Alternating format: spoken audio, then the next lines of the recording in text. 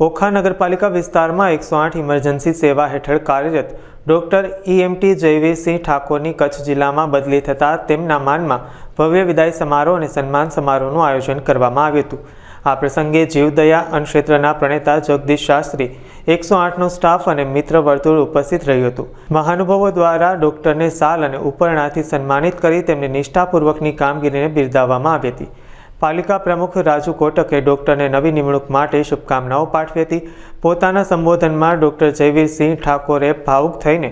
ઓખામાં વિતાવેલા સમયના સારા નરસા અનુભવો વાગોળ્યા હતા અને નગરપાલિકાના સભ્યો તેમજ જનતાનો હૃદયપૂર્વક આભાર માન્યો હતો। શ્રી હરિહર જીવદયા અન્નક્ષેત્ર ઓખા જગદીશભાઈ શાસ્ત્રીજી,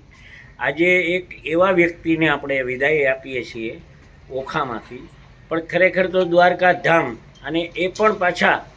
મહાન એવા વ્યક્તિ જે આપણે જોઈ રહ્યા છીએ ડૉક્ટર સાહેબ 108ના, તો ઠાકોર સાહેબ જે આપણે બનાસકાંઠા એટલે અંબાજી ધામના મહાન વતની, જે આમાં મા ભગવતી અંબાજી બિરાજે છે ને અહીંયા દ્વારકાધીશ બિરાજે છે। તો આજે આપણે જોઈ રહ્યા છીએ કે એ વિદાય લે છે, પણ આપણે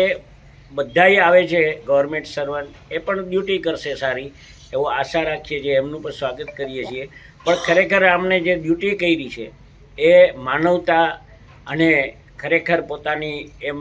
એક ફરજ સમજીને જે દર્દીઓને પહોંચાડ્યા છે, જામનગર હોય, ખંભાળિયા હોય કે ગમે ત્યાં, અને મીઠાપુર ખાસ કરીને અમારે અહીંથી લઈ ગઈ છે, તો એણે જે પહોંચાડ્યા છે એમાં એની પોતાની નૈતિકતા, ફરજ તો ખરી જ, પણ જે દિલથી ભાવના હોય ને માણસની, ત્યારે એનામાં એક દયા હોય છે, અને એ દયાવાન એવા ડૉક્ટર સાહેબ કચ્છમાં પણ સુખી રહે એવા ઓખાની પ્રજા અને સેવકો તેમજ ઓખાના મહાન વ્યક્તિઓ દ્વારા એને વિદાય સમારંભમાં જે યોજાયેલો પંચાયતમાં ખાસ 108માં, તો બધા ડૉક્ટર સાહેબ, એમના કર્મચારીઓ તેમજ આપણા શ્રી વતીભા સુમણિયા, હરેશભાઈ ગોકાણી સહિત, ભુરાબા સહિત બધા જ અગ્રણીઓ, જગદીશભાઈ શાસ્ત્રી સહિત એક મહાન વિદાય આપી કે દ્વારકામાં તમે જે ડ્યુટી કરી ને એવી જ કચ્છમાં કરજો અને સદાય બધાના આશીર્વાદ લેજો, કારણ કે ડ્યુટી તો બધી જગ્યાએ કરવી પડે જ, પણ આશીર્વાદ જેવી કોઈ મહાન વસ્તુ નથી। અસ્તુ કલ્યાણ જય। મારું નામ EMT જયસિંહ ઠાકોર,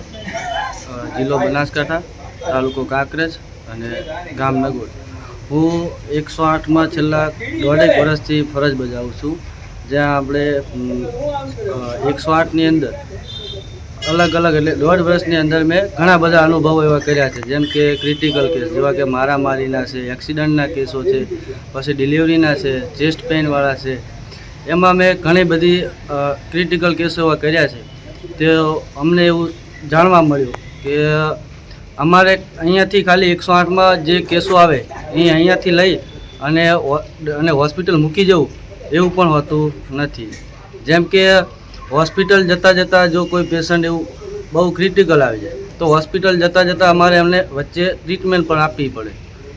જેમ કે ઓક્સિજન ઘટી જાય તો અમારે એને ઓક્સિજન ચાલુ કરવું પડે, પછી વેન્ટિલેટરની જરૂર પડે તો વેન્ટિલેટર પણ ચાલુ કરવું પડે, કોઈ મેડિસિન ઇન્જેક્શન આપવાની જરૂર પડે તો અમારે રસ્તામાં હોસ્પિટલ જતાં જતાં એ બધી ટ્રીટમેન્ટ આપવી પડે છે। હોસ્પિટલ ગયા બાદ પણ અમે અમને ડાયરેક્ટ હોસ્પિટલમાં મૂકી અને નીકળી જવું એવું પણ હોતું નથી। હોસ્પિટલ પહોંચ્યા બાદ અમારે ત્યાં ડૉક્ટરને ત્યાં જઈ ડૉક્ટરને અમારે જે બી અમે ટ્રીટમેન્ટ આપી હોય એમની ભલામણ કરવી પડે, અને ડૉક્ટરને ભલામણ કરી ડૉક્ટરની સાઇન કરી અને પછી જ અમે એ કેસમાંથી પાછા રિટર્ન નીકળીએ છીએ।